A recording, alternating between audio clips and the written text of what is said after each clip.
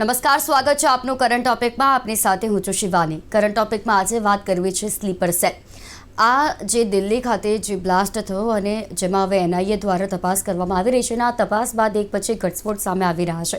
હવે જે એનઆઈએ દ્વારા તપાસ કરવામાં આવી એ તપાસમાં સામે આવ્યું કે આ જે આતંકવાદી પ્રવૃત્તિ સાથે સંકળાયેલા જે વ્યક્તિઓ હોય છે, એટલે કે જેને સ્લીપર સેલ કહેવાય છે, કે જે આતંકવાદીઓનું સૌથી મોટું એક શસ્ત્ર માનવામાં આવે છે સ્લીપર સેલ, કે જે ઘરના આપણે કહેવાય કે આપણી વચ્ચે જ રહેતા હોય છે અમુક વખત એ વ્યક્તિઓને આપણને ખ્યાલ પણ નથી આવતો કે આ આતંકવાદી માટે કામ કરે છે. હવે સ્લીપર સેલ શું છે, કઈ રીતે તે કાર્યરત થાય છે અને કઈ રીતે તેને એક્ટિવ કરવામાં આવતા હોય છે, કઈ રીતે કમ્યુનિકેશન થતું હોય છે આતંકવાદી સંગઠન અને સ્લીપર સેલ વિશે.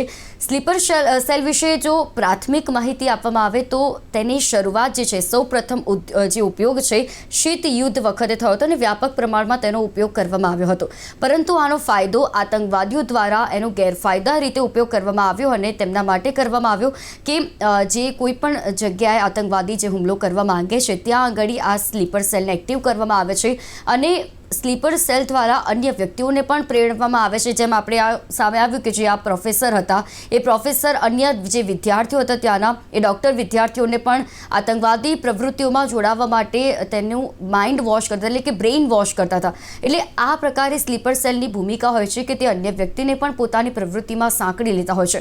ત્યારે સ્લીપર સેલને અટકાવવા માટે પણ કેવા એવા પગલાં ભરવામાં આવે છે આપણી જે એજન્સીઓ છે, કે જે જે એનઆઈએ છે, આઈબી છે, આ એજન્સીઓ આતંકવાદીઓ સાથે સંકળાયેલા જે સ્લીપર સેલ છે તેને ઓળખી કાઢવામાં જે ઓપરેશન કરતા હોય છે, નિરીક્ષણ કરતા હોય છે. તો આ જે દિલ્હીની ઘટના ઘટી છે તેના માટે આ સમગ્ર ઘટનાનો ચિતાર મેળવવો જરૂરી છે. સાથે સ્લીપર સેલ શું છે અને શા માટે અને ક્યારે તે એક્ટિવ બનતા હોય છે, તમામ વિશે આપણે વાત કરીશું. આપણી સાથે ચર્ચામાં જોડાયા છે સ્વર્ણદેવ, કે જે કમાન્ડન્ટ છે બીએસએફના રિટાયર્ડ, અને લલિત રાવલ, કે જે ડિફેન્સ એક્સપર્ટ છે. આ બંનેનું હાર્દિક સ્વાગત છે. स्वर्ण जी, ये हमारे बात करनी इतनी महत्वपूर्ण इसलिए है क्योंकि जो स्लीपर सेल है, कई दिनों से हम देख रहे हैं कि दिल्ली के जो ब्लास्ट है उसमें जो एनआईए द्वारा तपास की जा रही है और जो एजेंसी के द्वारा जो माहिती प्राप्त हो रही है उसमें डॉक्टर, इंजीनियर और छात्र जैसे जो उच्च शिक्षित लोग हैं वो स्लीपर सेल में कैसे एक्टिव हो जाते हैं, कैसे वो स्लीपर सेल के एक आतंकवादी संगठन की मदद के लिए वो रेडी हो जाते हैं, कैसे सब जो स्लीपर सेल है वो सब एक्टिव होता है. शिवानी मैम, 3 टर्मिनोलॉजी में इस्तेमाल करूंगा, उससे थोड़ी क्लैरिटी आ जाएगी. पहला इशू है रेडिकलाइजेशन. रेडिकलाइजेशन में एक इंसान एक अपने धर्म के बारे में और अपने आइडियोलॉजी के बारे में हार्ड लाइन एटीट्यूड अख्तियार करता है और परसीव करता है. वो रेडिकलाइजेशन एक लंबा प्रोसेस है, वो फैमिली से शुरू होता है, पैदाइश से ही शुरू हो जाता है. फिर वो माहौल में, जिस एरिया में आप बड़े होते हैं, जिस एनवायरनमेंट आप बड़े होते हैं, वहां आपकी रेडिकलाइजेशन का प्रोसेस कंप्लीट होता रहता है, चलता रहता है. दूसरा इशू है इंडोक्ट्रिनेशन का. ये स्लीपर सेल, जिसे आप स्लीपर सेल बोलते हैं, मैं ये टर्मिनोलॉजी इस्तेमाल तो नहीं करूंगा. इंडोक्ट्रिनेशन है कि आप एक रेडिकलाइज्ड आदमी को किसी मिशन के लिए कैसे तैयार करते हैं. उसको रेडिकलाइज कर इंडोक्ट्रिनेट करना है, उसको मिशन के बारे में समझाना है और उसको हार्ड और डिफिकल्ट मिशन जिसमें उसकी जान भी जा सकती है, दूसरों की जान जा सकती है, उसके लिए तैयार करना है. तीसरा इशू रहा ये स्लीपर सेल्स. स्लीपर सेल का जो परसेप्शन मेरी है, जो इंग्लिश रीडिंग है इसकी, इसका ये मतलब हुआ कि स्लीपर सेल ऑलरेडी एग्जिस्ट और आप जाके उसको एक्टिवेट करते हैं और काम करवा देते हैं. There is nothing like sleeper cell. It is only the modules which are prepared for indoctrinated people, radicalized people for executing a mission. अभी हम मैं मॉड्यूल कहूंगा, आप स्लीपर सेल कह सकते हैं. I don't have any objection to that. और सवाल पैदा होता है कि ये करते कैसे हैं. बात ऐसे है कि सबसे पहले इसका प्रोसेस है रेडिकलाइजेशन का. कश्मीर वैली में एक्सट्रीम रेडिकलाइजेशन 2001 के बाद हुई. ये पहली बार नहीं है. Afzal Guru was a doctor. He was doing 3rd year MBBS का स्टूडेंट था जब वो JKLF के साथ पाकिस्तान ट्रेनिंग के लिए चला गया था. He is not. हमारे साथ कश्मीर में एक इंजीनियर मसूद आया था. He was a chemical engineer from Azhar university से. उसका हमारे साथ एनकाउंटर हुआ. उसके बाद एक पायलट था नसीम खतीब, वो भद्रवा का था, डोडा डिस्ट्रिक्ट का. वो न्यूयॉर्क मियामी फ्लाइंग क्लब से ट्रेनिंग करने के बाद ही was flying Lufthansa Airways Germany की, और वो इंडोक्ट्रिनेट हुआ, उसके बाद रेडिकलाइज हुआ, उसने टेररिज्म ज्वाइन किया, हमारी एक बीएसएफ बटालियन के साथ वो एनकाउंटर में मारा गया। अब ये मॉड्यूल कैसे बनते हैं इंडोक्ट्रिनेटेड पीपल के? Radicalise people spread in the area, पूरे हिंदुस्तान में फैलते हैं जहां जहां उन्होंने काम करना है। वो अपनी आइडियोलॉजी के लोग जो पहले से रेडिकलाइज रहते हैं और पहले से तैयार रहते हैं, जैसे ये मेवात में जहां फरीदाबाद के साथ एक मुस्लिम डोमिनेटेड एरिया मेवात आता है, वहां पर हुआ, या लखनऊ में हुआ, ऑलरेडी रेडिकलाइज लोग होते हैं, उनको सिर्फ पहले टैलेंट स्पॉटिंग करते हैं, लोगों की टैलेंट स्पॉटिंग के बाद इनको अपने ग्रुप में रिक्रूट करते हैं और मिशन के लिए तैयार करते हैं। मिशन में अगर एक दो आदमी भी पकड़ा गया या मारा गया, उसके बाद ये मॉड्यूल खत्म हो जाता है। और ये मॉड्यूल क्या होते हैं कि इसका ऑपरेटर एक होता है, मॉड्यूल डिफरेंट कंट्री में जहां जहां रेडिकलाइज्ड और मार्जिनलाइज्ड पीपल हैं, ये इंडोक्ट्रिनेटेड हैं, वहां पर जाके नए मॉड्यूल खड़े करते हैं। एक मॉड्यूल का दूसरे मॉड्यूल के साथ कोई लिंक नहीं रहता। There is nothing called sleeper cell. ये टर्मिनोलॉजी हाईली कंफ्यूजिंग है, और सिक्योरिटी एजेंसी के लिए जिस तरीके की इसके इंग्लिश मीनिंग है, it requires to be modified. Please call it module, but आप डिस्कशन के लिए स्लीपर सेल इस्तेमाल कर रहे हैं, I have no objection. Thank you. જી લલિત જી, જો સામાન્ય શબ્દોમાં કહીએ તો સ્લીપર સેલ એક એવા સંગઠનનો સમૂહ છે કે જે આતંકવાદીઓને એક શસ્ત્ર માનવામાં આવે છે, આતંકવાદીઓ દ્વારા તેમને એક શસ્ત્ર રીતે ઉપયોગ કરાતો હોય છે, અને જે રીતે સ્લીપર સેલ દ્વારા કાર્ય કરવામાં આવે છે. હવે આ જે દિલ્હી બ્લાસ્ટ થયો તેમાં પણ આ જ પ્રકારની ઘટના સામે આવી અને તેમાં પણ સ્લીપર સેલનું હોવું બહાર આવ્યું છે. ત્યારે એક સામાન્ય ભાષામાં જો સ્લીપર સેલને સમજવું હોય તો કઈ રીતે સમજી શકાય અને કઈ રીતે તે કમ્યુનિકેશન કરતા હોય છે આતંકવાદી સંગઠનો સાથે? બેન, આમાં ત્રાસવાદીઓ, આતંકવાદીઓ, સ્લીપર સેલ અને બધા સાથે, અને એમના જેટલા આતંકવાદીના સંગઠનો ચાલી રહ્યા છે એમાં જે એમની માતૃ સંસ્થા છે એ છે જમાતે ઇસ્લામી, અને જેના તહત આપણા ભારત દેશમાં, પાકિસ્તાનમાં, બાંગ્લાદેશમાં બધી જ જગ્યાએ એમની મદરસાઓ ચાલે છે, એમની મસ્જિદોને અનુદાન મળે છે. એટલે એ મદરસાઓમાં કુરાનને ભણાવી ગણાવીને, કારણ કુરાનમાં પણ આનો ઉલ્લેખ છે, જેહાદ કરવાનો ઉલ્લેખ છે જ. તમે કાફીરોને મારી નાખો તો તમને પિંડનું પુણ્ય મળશે, અને તમે જો એમાં મરી જશો જેહાદ કરતામાં તો તમને જન્નત મળશે. આ એમના બચપણથી એમના ગળથુતીમાં આ નાખવામાં આવે છે, અને એના આધારે આ થેલી જે આખી મોટી ફોજ ઊભી થાય છે દરેકે દરેક મદ્રસાઓમાં, જે એને સ્લીપર સેલ તરીકે ઓળખાવવામાં આવે છે. હવે આપણે ભારતમાં જેહાદની શરૂઆતનું કાયદેસર ગણાવું તો આપણે 1945 સુધીનો ગાળો ગણીએ ને તો પહેલા મુગલોએ ઘણો ત્રાસ કર્યો હિન્દુઓ પ્રત્યે, અંગ્રેજોના શાસનમાં થોડો રાહત થઈ ગઈ. પણ 1945 પછી જ્યારે ટર્કીએ એના ખલીફાની સ્થાપના માટે ખિલાફત મોશન ચાલુ કરી, મુવમેન્ટ ચાલુ કરી, અને ભારત સાથે કોઈ લેવા દેવા હતી જ નહીં. તેમ છતાંય આપણા રાજનેતા મોહન ગાંધી અને જવાહર નહેરુએ આ એનો મુવમેન્ટ અહીંયા ભારત ખાતે ઉપાડી લીધી અને ભારતમાં એનો ખૂબ વ્યાપ કર્યો. મુસ્લિમોનું તુષ્ટિકરણ નહેરુના ખાનદાનથી શરૂ થયું.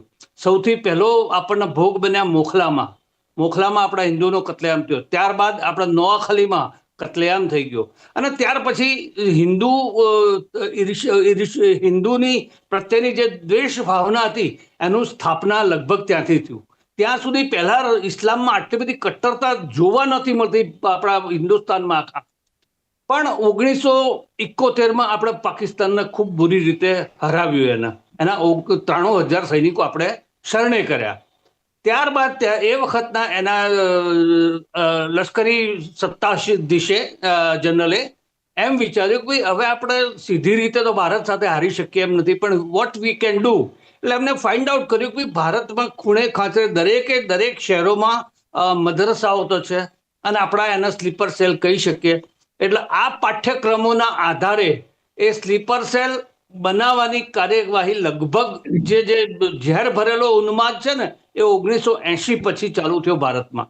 અને આજે ભારતના દરેક શહેર, દરેકે લગભગ મોટા નાના ટાઉનો, દરેકમાં મદરસાઓ આવેલી છે, અને મદરસાઓમાં પણ આવું ઝેર ભરેલું વિધાન શીખવાડવામાં આવે છે એના ઘણા બધા આપણે વિડીયો યુટ્યુબ ઉપર પડ્યા છે અને આપણે જોઈ પણ શકીએ છીએ. હવે આ ઉત્પન્ન થયા પછી એમાં રેડિકલાઇઝ કેવી રીતે કરે છે? રેડિકલાઇઝ માટે એ લોકોની જે આતંકવાદીના જે અલગ અલગ સંગઠનો છે, જેમ કે આપણે ભારતમાં હમણાં દિલ્હીમાં કર્યું એમાં જમાત ઉદ દાવા હતું.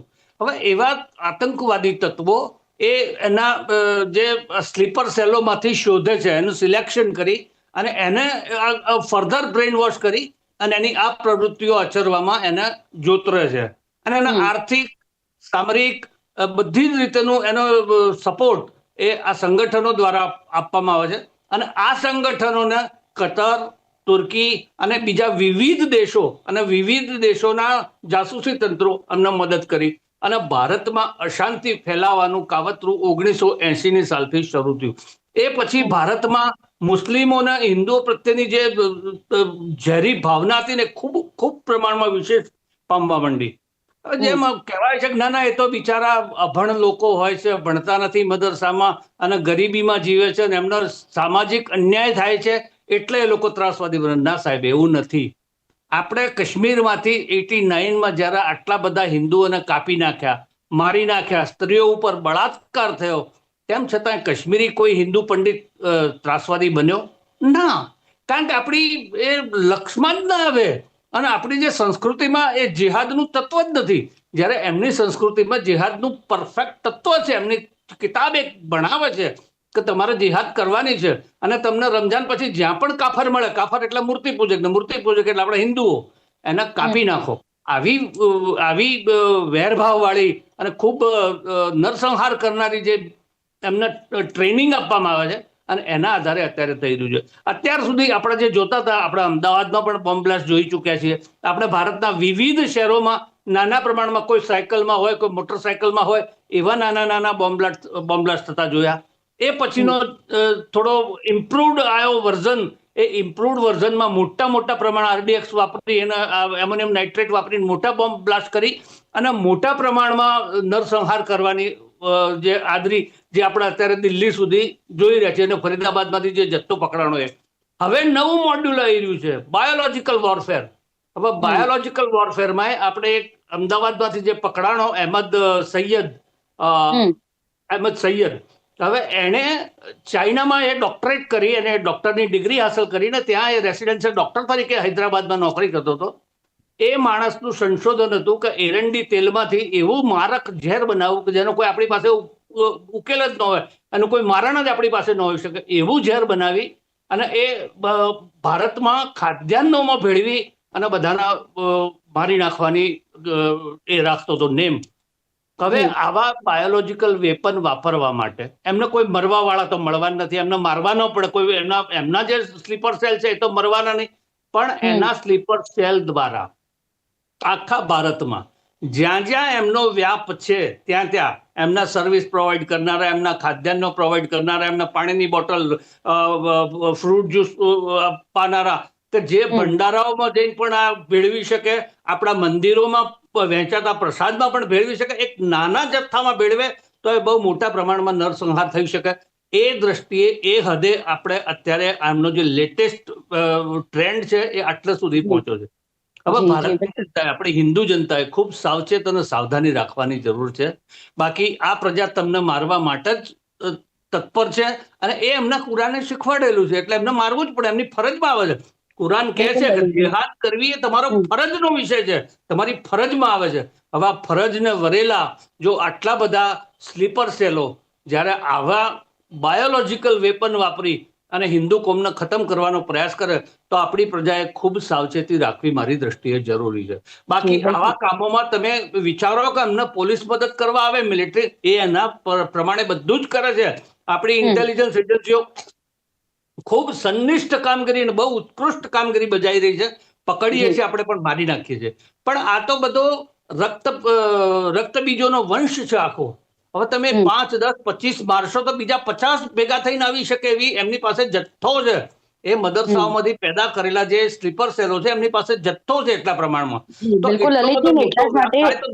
દરેક નાગરિકે સાવચેત રહેવું પડે. તમે ક્યાંથી વસ્તુ ખરીદો છો, તમે શું પીઓ છો, તમને સપ્લાય કરવા વાળા કોણ છે, એ આ જાણ્યા પછી તમે એટલી મગજમાં રાખશો તો તમારો કદાચ બચાવ થઈ શકે. અને જ્યાં પણ તમે ફરતા હો હરતા હો ત્યાં તમને કોઈ પણ શંકાસ્પદ વસ્તુ કે શંકાસ્પદ વ્યક્તિ લાગે તો તાત્કાલિક ધોરણે આપણી પોતાની નાગરિક ફરજ સમજીને તરત એને પોલીસ સ્ટેશનમાં એની જાણ કરી દેવી જોઈએ. બિલકુલ લલિતભાઈ, તો એટલા જ આપણે માટે કદાચ દેશની સરહદે તો આપણી જે સેના છે તે સુરક્ષા બંદોબસ્ત ચુસ્ત રીતે નિભાવે છે, પરંતુ ઘરની અંદર એટલે કે આપણા દેશની અંદર જ આ પ્રકારના જે સ્લીપર સેલ એક્ટિવ છે અને તેમને પણ પકડવા માટે જે નિરીક્ષણ તેમને આપણી જે एजेंसी है ते करती है। स्वर्ण जी, स्लीपर सेल की मानसिकता क्या होती है, क्योंकि ये जो आत्मघाती जो विस्फोट जो ये लोग करते हैं तो उसके लिए उनको कैसे प्रेरित किया जाता है? ये स्लीपर सेल्स जो आप बता रहे हैं, जैसे ये मॉड्यूल है, इसमें कुछ लड़के तैयार किए जाते हैं अच्छा। आत्मघाती दस्ते के लिए। उनकी पर्टिकुलर मोटिवेशन होती है, रिलीजियस इंडोक्ट्रिनेशन पे होती है। मोस्टली ये पढ़े लिखे लोग भी हैं और अनपढ़ लोग भी हैं। लेकिन जो, जैसे मैं कश्मीर के हवाले से जिक्र करूं, आई हैव इंटेरोगेटेड एटलीस्ट 10 से 15 आत्मघाती दस्ते के पाकिस्तानी लड़के मैंने इंटेरोगेट किए हैं। तो साइकोलॉजी ऐसे कि ये कोई ज्यादा देर तक मोटिवेशन नहीं रहती। 10-15 दिन तक अगर ये मिशन एग्जीक्यूट हो गया तो हो गया, अदरवाइज ये मोटिवेशन आत्मघाती दस्ते की ज्यादा देर रहती नहीं है। अभी हम बात करते हैं जो ये दिल्ली में हमला हुआ, दिल्ली में जो ये सुसाइड बॉम्बिंग हुई, ये डेस्परेशन में हुई है, ये कोई मोटिवेशन से नहीं हुई है। उसके सारे रास्ते बंद जब उसने देखे कि कश्मीर जाऊंगा मैं अरेस्ट हो जाऊंगा, इंडिया के किसी कॉर्नर में मैं रह नहीं सकता, सिक्योरिटी फोर्सेस मुझे अरेस्ट करेंगी, मैं पकड़ा जाऊंगा, जेल में पूरी जिंदगी निकलेगी, कोर्ट अदालतों में मेरी ट्रायल चलेगा, तो he become extremely desperate. Desperation में it is basically a suicide, self suicide. और जाति बार सोचा कि चलो I will take some lives also. No, अभी तक तो ये सुसाइड मिशन के लिए इसको तैयार भी इनको नहीं करना, तैयार करने के लिए कोई और लड़के लेते जो ड्राइव करके कारें टारगेट पर छोड़ देते और उनको धमाका लगा देते वहां पे। लेकिन ये जो डेस्परेशन वाला मिशन है, इसको मैं सुसाइड बॉम्बिंग नहीं कहूंगा, इट इज प्योरली सुसाइड। और जाति बार इसने बॉम्बिंग कर दिया अपने साथ, because he did not want कि मैं अनहर्ड और अनसंग हीरो मरूं। तो बाकी जहां तक सुसाइड बॉम्बर्स की एक्चुअल मोटिवेशन जो पार से ट्रेंड सेल्फ रेडिकलाइज लड़के कश्मीर के होते हैं, वो एक इंटेंस मोमेंट होता 10-12-15 दिन का, जिसके अंदर वो ये मिशन अंजाम दे सकते हैं। और अगर वो 15 दिन 20 दिन का वक्फा निकल गया, टाइम निकल गया, दे गेट डीरेडिकलाइज्ड और दोबारा मिशन में ये लोग जाते नहीं। ओके, थैंक यू जी। और स्वर्ण जी, इसका कम्युनिकेट जो जरिया होता है वो क्या होता है, क्योंकि अगर जो ये जो मिशन है, अगर वो मिशन पूरा नहीं होता तो क्या ये स्लीपर सेल एक्टिव रहते हैं तब तक जब तक दूसरा मिशन नहीं आता, या फिर उनको डीएक्टिव कर दिया जाता है? मतलब प्रोसेस क्या रहती है, वो कम्युनिकेट कैसे कर सकते हैं दूसरी आतंकवादी संगठन के साथ? कम्युनिकेशन का सीधा, आजकल तो टेक्नोलॉजी बहुत एडवांस हो गई है, मोबाइल की ऐसी ऐसी सॉफ्टवेयर हैं अवेलेबल, जैसे व्हाट्सएप है या टेलीग्राम चैनल है और बहुत सारे और चैनल्स हैं, पाकिस्तान की कुछ ऐप्स हैं डेवलप और चाइना की ऐप्स हैं, उनके थ्रू बिल्कुल सिक्योर कम्युनिकेशन है इनका। लेकिन कम्युनिकेशन हर मॉड्यूल के साथ ऑपरेटर का एक नेटवर्क पे होता है। से एक मॉड्यूल के अंदर 5 टेररिस्ट हैं जो इंडोक्ट्रिनेटेड है, मिशन के लिए तैयार हैं। एक दूसरा मॉड्यूल है, only the operator, the handler knows there is another module. वो एक पहले मॉड्यूल का दूसरे मॉड्यूल को कोई पता नहीं होता। और कम्युनिकेशन आजकल इनका सिर्फ ऑनलाइन होता है। और वो मैंने जो एप्स बताई, पहले रेडियो सेट पे होता था, पहले एक मैट्रिक्स की के थ्रू होता था, रेडियो सेट पे मैसेजेस कोड करके भेजते थे, दिस इज द। लेकिन अगर एक मॉड्यूल क्रैक हो गया, जैसे ये फरीदाबाद का मॉड्यूल, सहारनपुर का मॉड्यूल, श्रीनगर का मॉड्यूल क्रैक हो गया जी, और बाकी जो मॉड्यूल हैं अभी तक दे आर इंटैक्ट, उनको इन्वेस्टिगेट पुलिस करेगी, क्योंकि इनका मैन ऑपरेटर जो है, दैट मौलवी from Shopian, he has been arrested, he will be able to tell us कि कहां इनके बाकी मॉड्यूल काम कर रहे थे। या जो शाहीन है, लेडी है लखनऊ की, उसके साथ मुझे उम्मीद है और मैं एक्सपेक्ट कर सकता हूं, she must be operating at least 6 or 7 modules of boys and girls both. और वो 6-7 मॉड्यूल में से अभी तक एक भी मॉड्यूल ट्रैक नहीं हुआ। जी, બિલકુલ. લલિતજી, અહીંયા આગળ સ્લીપર સેલને ટ્રેક કરવાનો જે વાત કરવામાં આવી રહી છે, તો આપણી જે એજન્સીઓ છે તેમની સામે પણ ઘણીવાર આ સ્લીપર સેલને પકડવા માટે કેટલા એવા પડકારો હોય છે, કારણ કે આ જે સ્લીપર સેલ હોય છે તેમને નિરીક્ષણ તેમનું આપણા જે એજન્સીઓ છે તેમના દ્વારા કરવામાં આવતું હોય છે, અને જો કોઈ એવા શંકાસ્પદ વ્યક્તિ પકડાય છે તો તેની ઉપર કાર્યવાહી પણ થતી હોય છે. પરંતુ કઈ એવા પડકારો છે કે જે સ્લીપર સેલને પકડવા માટે આપણા એજન્સીઓ માટે પડકારરૂપ સાબિત થતા હોય છે? સૌથી પહેલા તો કહું કે ત્રાસવાદીઓના, આતંકવાદીઓનું, જેહાદીઓનું આખું વેલ ઓર્ગેનાઇઝડ નેટવર્ક છે. અને એના મુખ્ય જનક અને મુખ્ય કરતા હતા, મુખ્ય સીઈઓ જે ગણો તો એ પાકિસ્તાનનું આઈએસઆઈ છે. આઈએસઆઈ આ જે ત્રાસવાદીઓના વડાઓ છે એમને ટ્રેનિંગ આપે છે. એના જે સ્લીપર સેલોના પણ એ ટ્રેનિંગ સેલ ને એના જે સુસાઇડલ બોમ્બર તૈયાર કરવાના હોય કે ત્રાસવાદી હુમલો કરવાનો હોય એવાને પણ એ આઈએસઆઈ ટ્રેનિંગ આપે છે અને એ પછી મોકલતા હતા અત્યાર સુધીમાં.